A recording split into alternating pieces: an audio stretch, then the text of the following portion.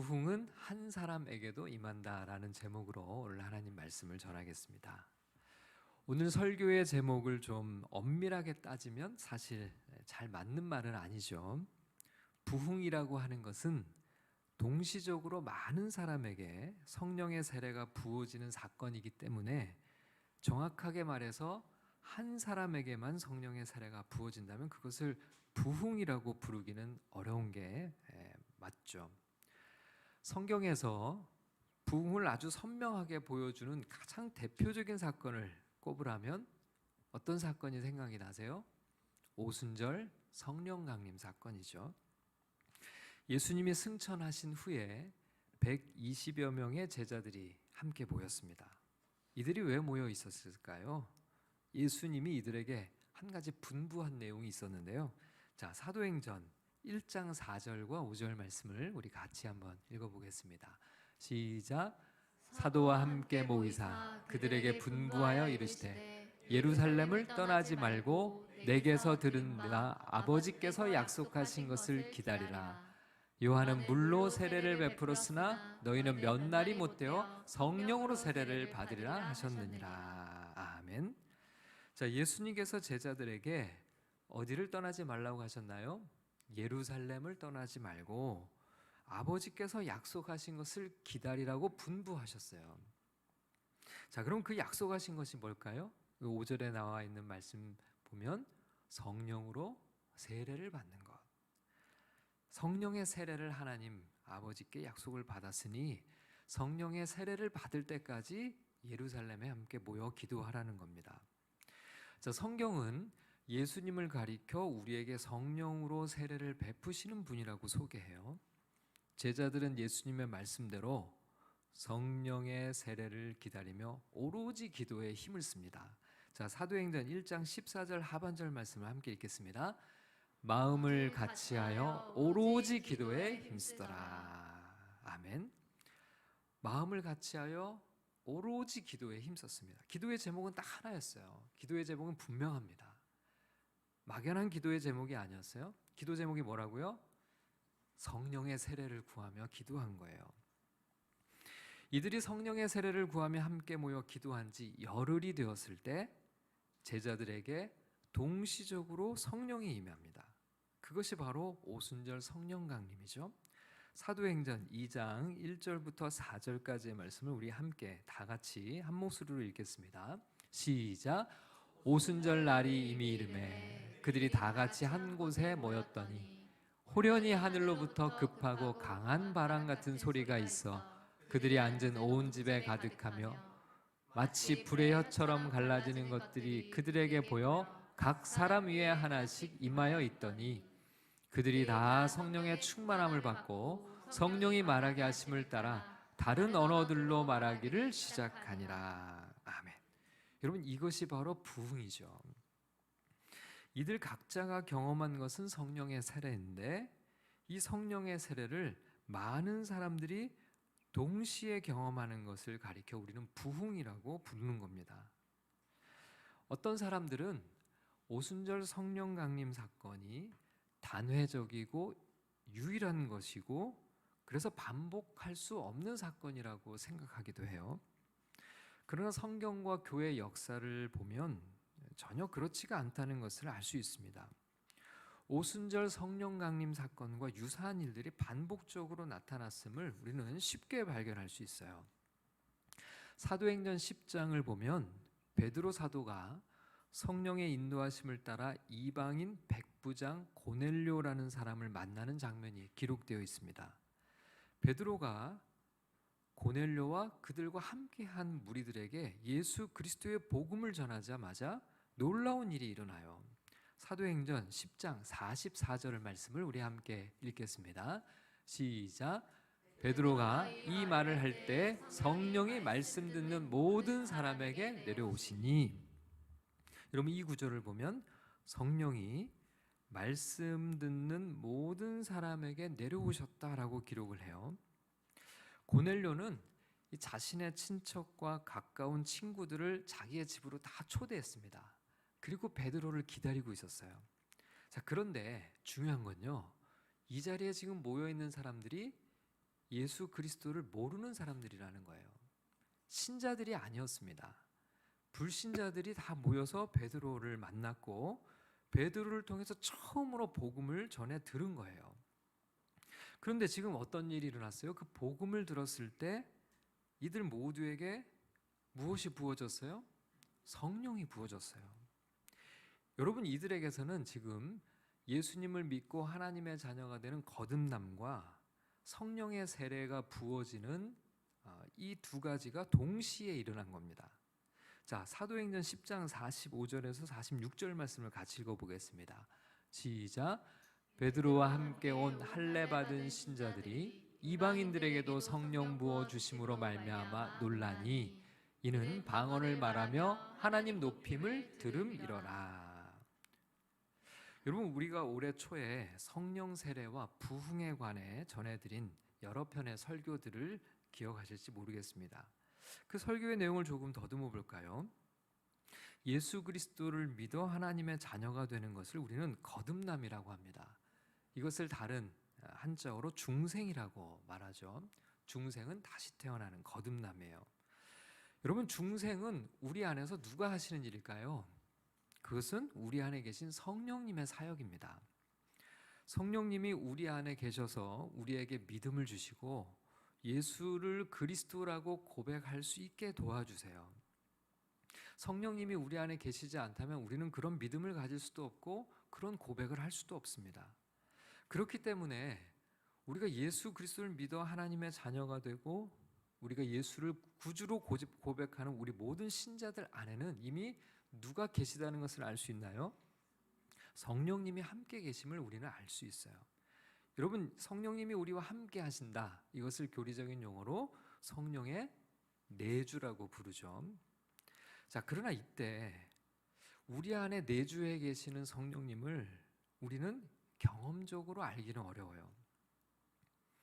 우리 안에 계신 성령님을 우리가 예수 그리스도를 믿고 고백하는 모든 이들 안에 성령님이 계시다고 성경이 말씀하고 있기 때문에 우리는 그것을 믿는 겁니다. 자, 그런데 성령의 세례는 그렇지가 않다는 거예요. 성령의 세례는 우리가 인식할 수 있고 경험할 수 있는 사건입니다. 성령의 내주와는 차이가 있어요. 여러분, 오순절에 120여 명의 제자들에게 성령이 임하셨을 때 제자들이 그것을 알았을까요? 몰랐을까요? 알았습니다. 분명하게 알았어요. 내가 지금 특별한 것을 경험하고 있구나. 내 안에 지금 놀라운 일들이 일어나고 있구나. 그것을 120명의 제자들이 다 알고 있어요. 자, 뿐만 아니라 교회 밖의 사람들도 지금 이들에게 무슨 특별한 일이 일어났다는 것을 알아요. 그 원인을 모를 뿐이지 교회 밖에 있는 많은 사람들이 대체 저들 안에 무슨 일이 일어났는가라고 질문을 하게 되죠. 그래서 그들은 이 사람들이 술에 취한 것은 아닌가? 서로 다양한 의견들을 제시합니다. 여러분, 성령의 세례가 부어지면 제일 먼저는 자신이 알고 그 다음에는 바깥 사람들이 알게 된다는 거예요. 우리가 그리스도인 되는 과정, 즉 중생은 경험적이지 않기 때문에 성경의 말씀을 믿고 받아들이는데, 그러나 성령의 세례는 우리가 체험적으로 알게 되는 그런 일들이라는 겁니다. 자, 그런데 종종 앞에서 살펴본 고넬료 집에 모인 사람들이 이 중생과 거듭남과 성령의 세례를 동시적으로 경험하는 그런 것처럼 그렇게 특별하게 예수님을 믿는 이들이 종종 우리 주변에도 있어요. 대부분은 그렇지가 않죠. 별다른 체험 없이 그리스도인 됩니다. 그런데 예수님을 믿음과 동시에 성령 세례를 경험한 그런 특별한 이들이 주로 간증을 많이 하시게 되죠. 워낙에 처음 예수를 극적으로 믿게 되다 보니 이런 분들이 간증을 많이들 하십니다. 이런 분들은 예수님을 믿자마자 삶도 180도 달라져요. 주로 이런 분들이 삶의 이야기들과 예수님을 만난 극적인 사건들을 많이 나누죠. 그러다 보니 예수님을 믿을 때 이런 특별한 경험이 없는 사람들은 내가 예수님을 제대로 믿는 게 맞나? 내가 예수님을 정말 인격적으로 영접한 것이 맞나? 그런 오해를 하기도 합니다. 그러나 그것은 사실이 아니죠. 사실 이들이 경험한 것은 중생을 얘기하는 게 아니고 성령의 세례를 지금 이야기하고 간증하는 거예요. 어쨌든 부흥의 시기에는 이런 간증들이 아주 풍성합니다. 여기저기에서 간증들이 넘쳐나는 시기가 바로 부흥의 시기예요. 하나님의 능력을 경험하고 변화되고 치유된 이야기들, 이들의 이야기들로 넘쳐나죠. 불치병에서 나은 이야기, 귀신이 떠나간 이야기, 하나님을 저주하던 입으로 하나님을 고백하게 된 이야기, 평생 담배를 물고 살던 사람이 어느 날 담배 냄새도 못 맡아 끊게 된 이야기, 술독에 빠져 살던 사람이 술을 입에 대지도 못하게 된 이야기, 음란하고 퇴폐한 것을 즐기던 이들이 거룩한 삶을 살게 된 이야기, 부흥의 시기에는 이런 간증들이 넘쳐요. 이게 바로 부흥의 특징입니다. 자, 그러나 이와 정반대의 시기도 있어요. 교회와 성도들이 깊은 영적 침체 가운데 보내는 시기입니다. 하나님의 능력은 보이지 않고요. 하나님의 영광이 마치 떠난 듯이 보여요.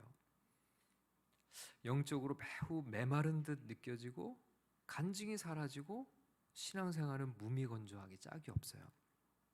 교회는 텅텅 비고 사람들의 관심은 온통 세상에 가 있습니다. 그리고 하나님이 계시냐는 조롱이 세상에서 들려오죠. 여러분, 교회의 역사를 보면요, 이런 부흥과 침체의 시기가 늘 반복적으로 나타나는 것을 우리는 발견할 수 있어요. 여러분, 어떤 시기를 살고 싶으세요? 기왕이면 부흥의 시기를 살면 얼마나 좋겠습니까?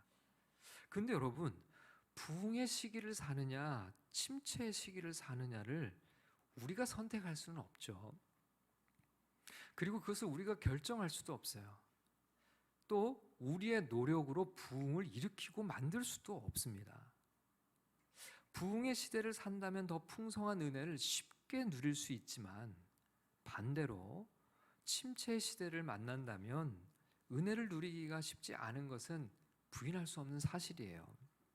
자, 그러면 우리가 만약 영적으로 깊은 침체의 시대를 살아간다면 우리는 어떻게 해야 하는 것일까? 자, 오늘 본문을 통해서 우리가 그걸 함께 살펴보려고 하는데요. 말씀 속에 큰 은혜가 우리 모두에게 임할 수 있기를 주님의 이름으로 축원합니다. 자, 우리가 살펴볼 본문 말씀 에스겔서의 배경은 그야말로 엄청난 영적 침체 시대를 우리에게 말씀으로 보여줍니다. 여러분, 본문 말씀 에스겔 1장 1절 말씀을 같이 읽어보겠습니다. 시작. 서른째 해 넷째 달 초닷새에 내가 그발 강가 사로잡힌 자 중에 있을 때 하늘이 열리며 하나님의 모습이 내게 보이니. 에스겔서는 이런 말씀으로 시작해요. 자, 그 시작부터가 매우 우울합니다. 여러분, 여기서 화자가 에스겔인데요. 그는 내가 그발 강가 사로잡힌 자 중에 있을 때라고 말씀을 시작을 해요. 에스겔은 예루살렘으로부터 1500km가량 멀리 떨어진 바벨론의 포로로 사로잡혀가 있었습니다. 그가 포로로 잡혀간 지 어느 정도의 시간이 지났을까요? 2절 말씀을 같이 읽어보겠습니다. 시작. 여호야긴 왕이 사로잡힌 지 5년 그달 초닷새라. 에스겔 선지자는요, 여호야긴 왕과 함께 포로로 잡혀가게 됐어요. 여호야긴 왕이 사로잡힌 지 5년이니까 벌써 5년째 포로 생활 타국에서 하고 있는 겁니다. 왕이 사로잡혀가 있는 이 시기, 여러분, 나라는 어떤 상황일까요? 나라도 그야말로 풍전등화와 같이 불안한 상황이죠. 조국의 미래가 언제 어떻게 될지 한 치 앞을 알 수 없는 상황이에요. 실제로 얼마 지나지 않아서 에스겔은 유다의 패망을 두 눈으로 보게 됩니다. 신앙적으로도 국가적으로도 절체절명의 위기의 시대를 살고 있었어요. 여러분, 에스겔은 제사장 가문에서 태어났는데요. 그래서 그 역시 제사장 후보입니다. 여러분, 3절 말씀을 읽겠습니다. 시작. 갈대아 땅 그발 강가에서 여호와의 말씀이 부시의 아들 제사장 나 에스겔에게 특별히 임하고 여호와의 권능이 내 위에 있으니라. 여기서 에스겔은 자신을 부시의 아들이자 제사장이라고 소개를 해요. 제사장은 원래 성전이 있는 예루살렘에 있어야 되죠. 그러나 더 이상 제사장직을 수행할 수가 없어요. 하나님께 제사를 드릴 수도 없는 이방 나라의 포로입니다. 자, 여러분, 이때 에스겔의 나이는 30이었어요. 보통 제사장 후보들은 20살이 되면 제사장 훈련을 시작받습니다. 일종의 견습생 역할을 하면서 제사장이 될 준비를 해요. 그리고 30살이 되면 정식으로 제사장직을 수행을 하게 됩니다. 근데 여러분, 5년 동안 제사장 수업을 열심히 받으며 꿈을 키워가던 제사장 후보생 에스겔은 25살이 됐을 때 나라가 그만 위기에 처하면서 타국의 포로로 사로잡혀 가게 된 거예요. 한창 꿈을 키워가던 청년이 모든 것을 잃어버린 겁니다.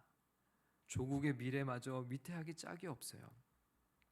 이제 더 이상 성전에서 하나님을 예배할 수도 없습니다. 고국으로 돌아갈 수 있다는 보장도 없어요. 실제로 에스겔은 끝내 타국에서 생을 마감해요. 이스라엘 역사의 최대 위기의 시기, 그 시기에 에스겔은 살고 있는 겁니다. 그야말로 깊은 영적 침체의 시기를 보내고 있는 거죠. 여러분, 에스겔이 계속해서 이런 상황에서만 살았던 건 아니에요. 에스겔이 태어났던 30년 전 이스라엘에는 큰 부흥의 시기였습니다. 요시야라는 왕이 성전을 수리하는 중에 성경책을 발견하고는 큰 개혁을 단행합니다. 그것이 이른바 요시야의 종교개혁이죠. 여러분, 오늘이 종교개혁 주일인데요, 500년 전에 있었던 종교개혁도 큰 부흥의 사건이라고 할 수가 있죠. 여러분, 이 요시야의 종교개혁 때 예루살렘은 크게 부흥했습니다. 우상 숭배를 몰아내고 성전을 정화하고요, 다시금 말씀으로 돌아가 하나님의 언약을 기억하고 신앙을 회복하는 뜨거운 운동이 일어났어요. 에스겔은 그런 부흥의 시기에 태어났습니다. 그런데 불과 한 세대 만에 이스라엘은 엄청난 영적 침체 가운데 놓여져 있는 거예요. 하나님의 능력이 보이지 않습니다. 우상을 숭배하는 이방 제국에 사로잡혀 포로가 되었어요. 여러분, 여기서 우리가 주목할 사실을 하나 발견하게 됩니다. 그건 뭐냐면, 이런 침체의 시기에 에스겔에게 놀라운 일이 일어났다는 거예요. 아무리 영적으로 침체된 시기를 보내고 있다라고 하더라도 한 개인에게 부흥을 경험할 수 있는 특별한 은혜가 주어질 수 있다는 겁니다. 물론 앞에서 말해드렸던 것처럼 이것은 엄밀하게 부흥은 아니에요. 성령의 세례죠. 그러나 이것은 한 개인이 부흥을 경험한 것과 같은 거예요. 여러분, 1절 말씀을 다시 읽어보겠습니다. 1절 말씀 시작. 30째 해 넷째 달 초닷새 내가 그발강 사로잡힌 자 중에 있을 때 하늘이 열리며 하나님의 모습이 내게 보이니. 여러분, 에스겔 선지자에게 무엇이 보였다고요? 하늘이 열리며 하나님의 모습이 내게 보이니. 여러분, 에스겔은요, 놀라운 경험을 바벨론 땅에서 해요. 그가 무엇을 봤어요? 하나님의 영광을 본 겁니다. 여러분, 3절을 다시 읽어보겠습니다. 시작. 갈대아 땅 그발 강가에서 여호와의 말씀이 부시의 아들 제사장 나 에스겔에게 특별히 임하고 여호와의 권능이 내 위에 있으니라. 여기서는 뭐라고 기록하죠? 여호와의 말씀이 부시의 아들 제사장 나 에스겔에게 특별히 임하고 여호와의 권능이 내 위에 있으니라. 하나님의 말씀이 특별히 임하고 여호와의 권능이 내 위에 있으니라. 여러분, 우리가 오늘 주목해 보고자 하는 것이 바로 이것입니다. 엄청난 영적 침체 시대를 살아가고 있었어요. 앞이 보이지 않고 미래가 전혀 보장되지 않은 그런 어두운 시대를 살고 있었습니다. 더 이상 예루살렘에서 예배도 할 수 없었어요. 제사장이지만 더 이상 제사장으로 살아갈 수 없었어요. 그런데 먼 타국에서 그에게 지금 놀라운 일이 일어났어요. 지금 그는 부흥을 경험하고 있는 거예요. 물론 혼자 경험하고 있기 때문에 부흥은 아니에요. 그러나 부흥의 시기에 경험할 수 있는 모든 것을 그는 지금 경험하고 있는 겁니다. 여러분, 우리는 부흥에 관한 이야기를 들을 때 이렇게 생각할 수 있어요. 나도 그 시대에 태어나서 살았다면 참 좋았을 텐데. 그리고 또 하나님은 늘 부흥을 주시는 것도 아니잖아. 내가 열심히 한다고, 우리가 원한다고 반드시 부흥을 경험한다는 보장도 없잖아. 우리가 부흥을 구하며 기도하지만 내가 살아생전 그 부흥을 내 눈으로 본다는 보장도 없는 것 아닌가. 그런 생각을 하면 조금은 체념이 되기도 합니다. 살아서 부흥을 보지 못할 수도 있잖아요. 근데 여러분, 놀라운 것은요, 그 부흥을 볼 수는 없어도 부흥을 경험할 수는 있다는 거예요. 아무리 영적으로 침체된 시기라고 하더라도 에스겔처럼 놀라운 부흥을 경험했던 이들이 있어요. 성령의 세례를 그들은 받은 거죠. 이때 성령의 세례를 받은 이는 부흥을 경험한 것과 마찬가지입니다. 부흥은 그가 받은 성령의 세례가 동시에 다수에게 부어지는 것이죠. 우리가 부흥을 구하며 기도하지만 부흥을 주시는 것은 전적인 하나님의 주권적인 선택에 달려있는 것이죠. 우리가 부흥을 위하여 기도할 수는 있지만 우리가 부흥을 일으킬 수는 없는 것이죠. 교회를 성장시킬 수는 있어도 진정한 의미에서의 부흥은 아니에요.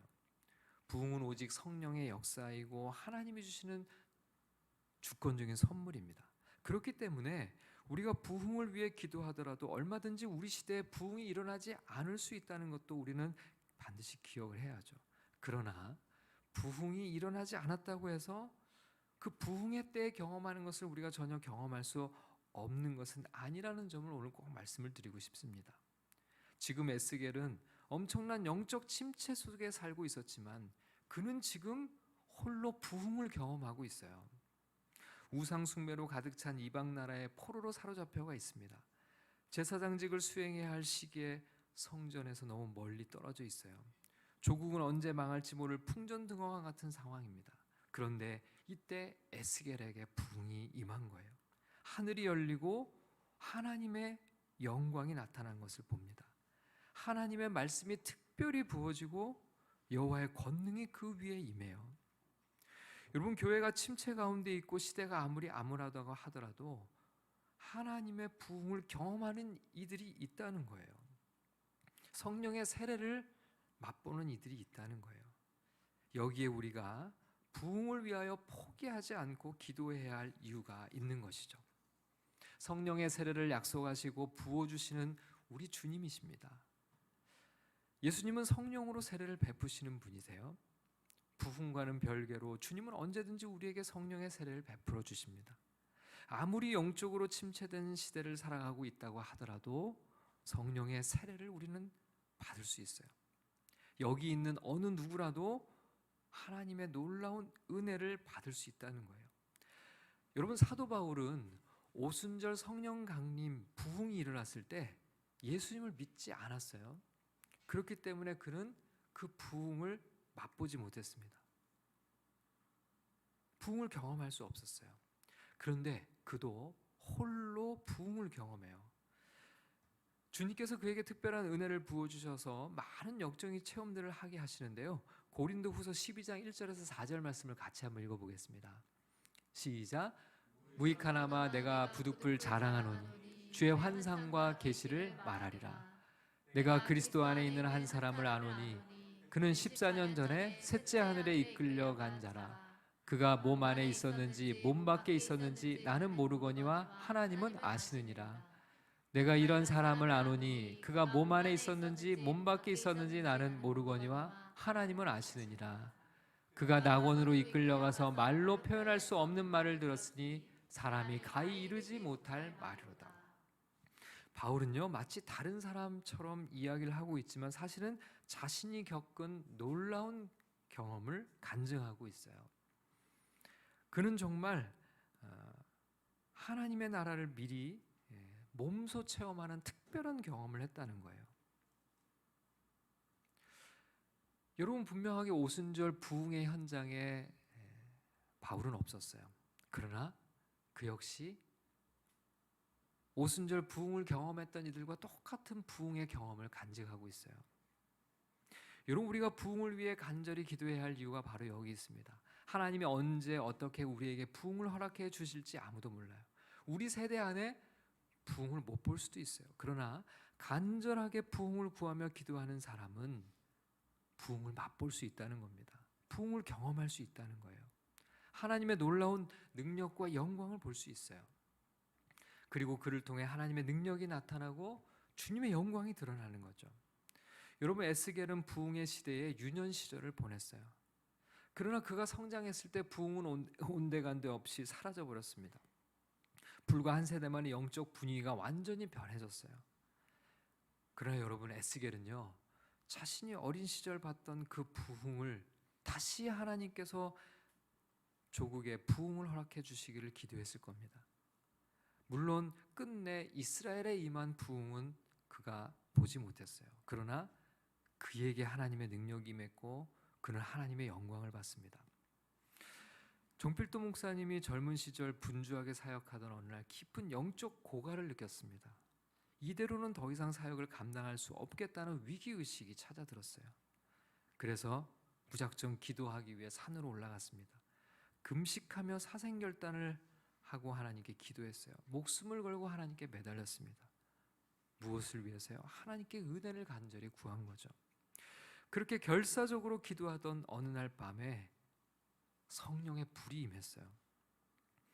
이루 형용할 수 없는 기쁨이 밀려들었습니다. 추운 날씨에 비를 흠뻑 맞았는데도 몸에선 열이 났어요. 할렐루야를 외치며 기쁨에 겨워 밤새 주님을 찬양했습니다. 얼마나 긴 시간이 흘렀는지를 가늠할 수도 없었다고 그래요. 정신을 차리고 보니 이미 날이 밝아 있었죠. 아침이 된 겁니다. 정 목사님은 홀로 그렇게 부흥을 경험했어요. 부흥을 맛본 것이죠. 여러분, 지금 이 신앙생활에 우리는 만족하지 말아야 됩니다. 더 놀라운 하나님의 능력과 영광을 구하기를 소원합니다. 부흥을 위해 기도하시길 바랍니다. 크고 비밀한 일들을 구할 수 있기를 바랍니다. 이 땅에 하나님의 부흥을 달라고 우리는 함께 기도해야 됩니다. 또한 나에게 성령의 세례를 베풀어 주시기를 간구해야 됩니다.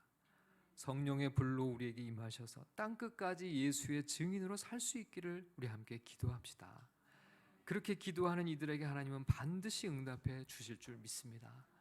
특별히 21일간 이어지는 기도를 통해 주님이 주시는 비상한 은혜를 우리 모두가 받아 누리며 경험하는 시간들이 될 수 있기를 주님의 이름으로 간절히 축원합니다.